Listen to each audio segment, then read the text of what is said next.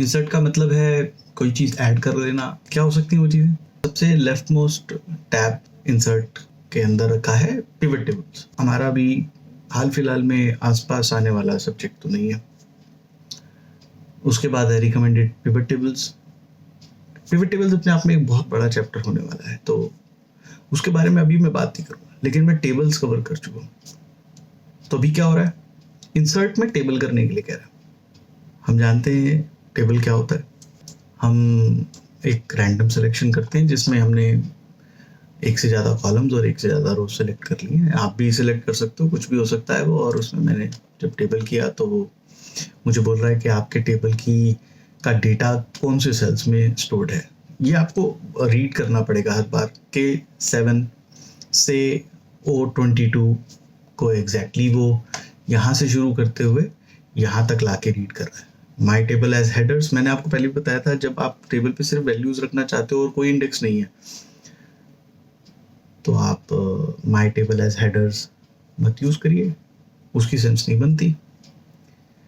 Usually जब लोग माई table as headers या माई table does not has headers की बात कर रहे हैं तो उसका मतलब ये है कि जो डेटा मैंने सिलेक्ट किया है उससे ऊपर एक रो है जिसमें हेडर्स आएंगे,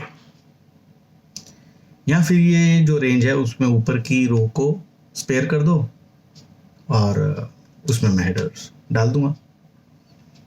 तो मैं ये जब बोलता हूँ कि माई टेबल एज हेडर्स तो 7 रो जो है वो हेडर्स होंगे। कैसे होंगे? इस तरीके से उसने हेडर्स के नाम दे दिए। अगर मान लीजिए मैं इसको लिख देता हूँ 7, यहाँ पर मैं वैल्यू डाल देता हूँ 10, 12, 15, 18, 20 और इस तरीके की वैल्यूज को मैं डबल क्लिक कर देता हूँ। मेरा एक टेबल का डेटा बन गया।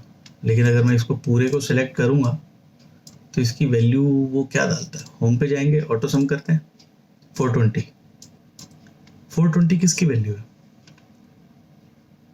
हमारे टेबल की रोज की। हेडर वाली रो में 7 लिखा था, उसको उसने नहीं लिया। समझ रहे? माई टेबल हैज हेडर्स, उसकी वैल्यू जो है वो टेबल के नाम के लिए यूज हो रही है, ना कि उसके न्यूमेरिक वैल्यू के लिए यूज हो रही है। ये छोटा सा फर्क है। एक काम करते हैं, टेबल में डेटा रख लेते हैं, आगे के एग्जांपल्स के लिए काम आता रहेगा। यहाँ से मैं इसको हटा देता हूँ। यहाँ पे अनफॉर्चुनेटली यहाँ पे एक रो हिडन थी।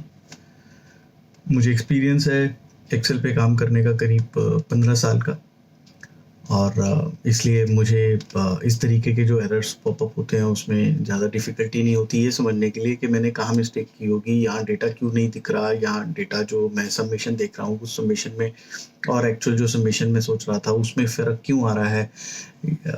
एक्सेल में प्रैक्टिस जो है वो मोस्टली लर्निंग होती है ओवर द टाइम, जिसे मैंने आपको पहले भी बोला था जैसे मसल मेमोरी होती है, उस तरीके से आपका किसी भी सॉफ्टवेयर के साथ एक फेमिलियराइजेशन बढ़ता जाता है।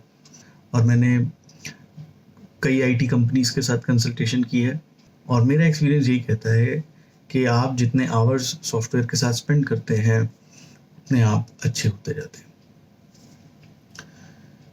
जब मैं इंसर्ट के टैब पे था तो मैंने टेबल से शुरू किया और पिवट टेबल और रिकमेंडेड पिवट टेबल को भी मैंने छोड़ दिया है, बट मैं इस चैप्टर को टच करूंगा। बट ये एडवांस्ड एक्सेल के पार्ट्स हैं, these are not to start with, और इनको मैं पहले टच नहीं कर सकता।